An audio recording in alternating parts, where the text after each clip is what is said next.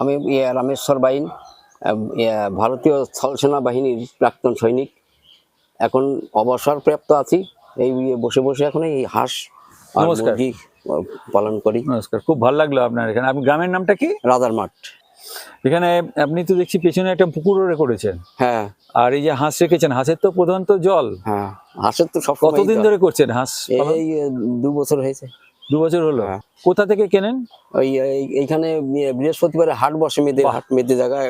বাহ, ওই বাহ, হাটের থেকে বাহ। নিয়ে আসি। কিরকম দাম হয় ওখানে? বাচ্চার যেমনি বয়স হবে তেমনি দাম হবে। কিরকম এক একটা ধরেন এক ধারণা? সপ্তাহের বাচ্চা 35-36 টাকা। বাহ। আর ওই ওর থেকে একটু বেশি হলে ওই 40-45-50। ওদের নিয়ে এসে কি খাওয়ান?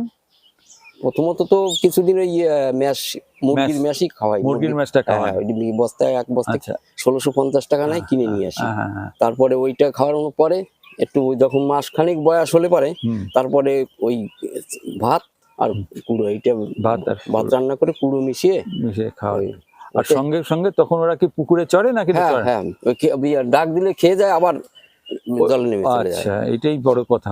জায়গাটা খুব ভালো লাগলো। আচ্ছা, কিরকম লাভ হয় আপনার? বিক্রি করেন কিরকম দামে? আপনি কি ডিম পাড়ার জন্য করেন নাকি? না না, না না, আমি মাংসের জন্য। মাংসের জন্য বিক্রি করে দেন। কোন সময় বিক্রি করেন? কত? ওই তো 3 মাস, হয়তো 3 মাস 3.5 মাস এরকম হলে পারে হ্যাঁ। 1.5 কিলো 2.5 কিলো ওজন হয় বাহ। এক একটা। বাহ বাহ বাহ। তো কিরকম দাম হয়? তখন 400-500 টাকা পিস হিসেবে বিক্রি বাহ করি। বাহ বাহ। আপনি হিসাব করেছেন যত খাওয়ালেন আপনার যা হ্যাঁ, কিছু হ্যাঁ। দিয়ে লাভ হয়? হ্যাঁ, কিরকম লাভ হয়? হাঁসে ভালোই লাভ হয়। কিরকম হাঁসে লাভ হয়? মোটামুটি ধরেন গতবারে তো 40-50 হাজার টাকা লাভ করেছিল। এত হ্যাঁ। লোকে হাঁস পোষে না তো? আমরা তো বাড়ি বাড়ি তো, আর এক সময় গ্রামে কত হাঁস পুষতো, দাম এখন তো ভালো দেখি পেয়েছিলাম না। দাম ভালো পেলে তা পরে আপনার মতন মোটামুটি। মানুষ তো খুব কম হয়। তো কেউ তো শুনে তো কেউ তো করে না। দেখা যাক যদি এর মাধ্যমে কেউ করে।